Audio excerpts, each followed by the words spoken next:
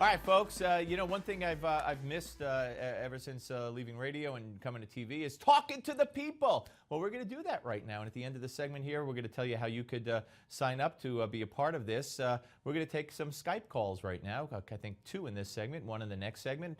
And let's say hello to Patricia from Wayne, Pennsylvania. Hello, Patricia. Hello, Stephen. How are you? Good. How are you? Okay, it's been a while, actually. I used to talk to you. Is this my friend? Is this my Freeper friend, Pat? Yes, it is. Yes, it is indeed. Well, welcome. I'm glad that you know what. Thank you very much for calling. That's awfully nice of you. Appreciate that. That's no problem. Thank you for doing what you're doing, especially the attention recently to Obamacare, and what I found. Referring to earlier in your show, Mr. Swerdlick, I think his name was. David Swerdlick, of the Root. The big topic of conversation is Mr. Gruber's remarks about how stupid Americans are, and the truth is that these political operatives have to know that Americans aren't stupid. Otherwise, they wouldn't have to lie. There'd be no reason to lie. Well, that's a good point. That's a good point. You could turn it around to that way, and if they have to cover up, if they can't be transparent, then they must figure.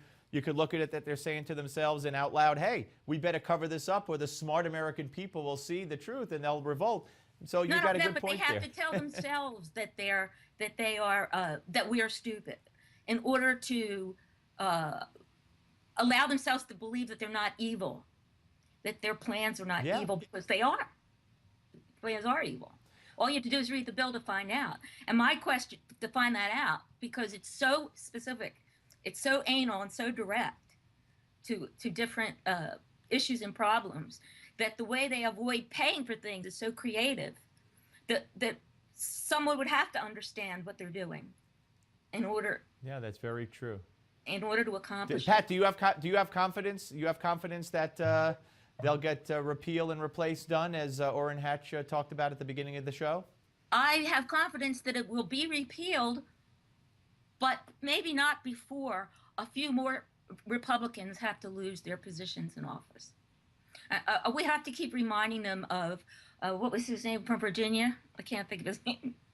That lost the you're talking about Eric Cantor. The former, who lost in his primary, shockingly, several months ago. Yeah. It can be done. Yeah. Well, Pat, it's.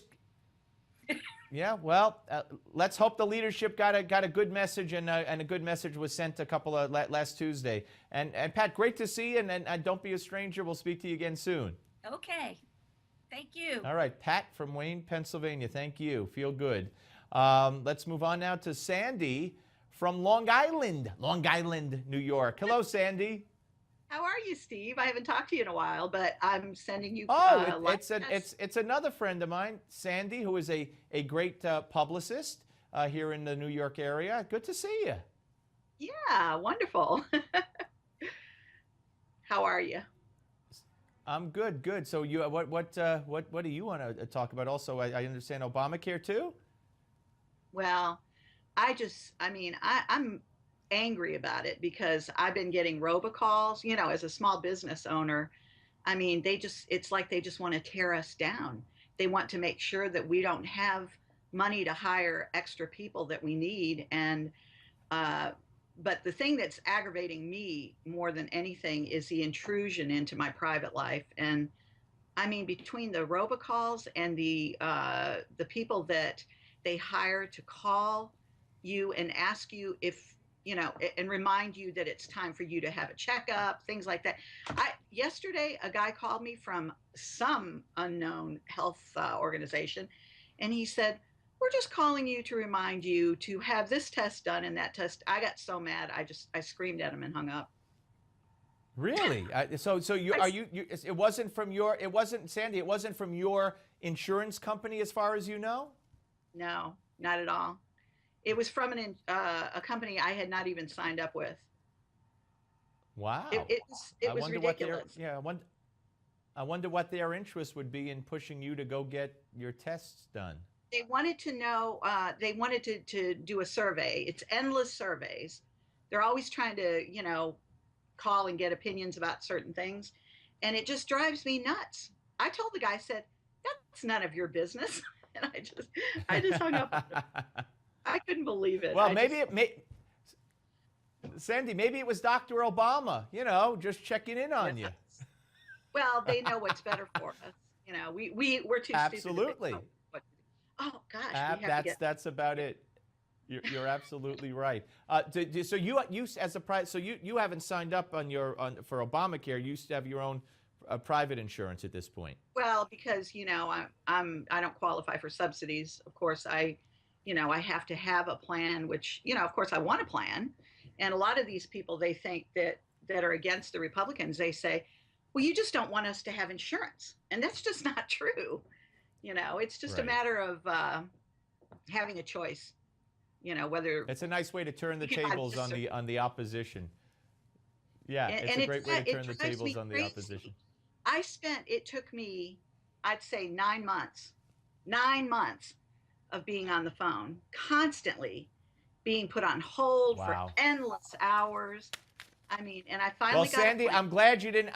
I'm glad you didn't have that experience with us. Glad to talk to you. Great to see you. Thank you very much, Sandy from Long Island. And folks, if you want to be on the show and weigh in on the hot news topics of the day, like Pat and Sandy just did, or ask me any hard-hitting questions, or toss me a softball, just feel free. Here's what you do. You go to newsmax.com/Skype. Newsmax.com/Skype. Sign up. Newsmax.com/Skype. And we'll take more of the calls from you when we come back. But first, 600,000 people die of heart disease every year in the U.S. Stay tuned for tips on heart health coming up next.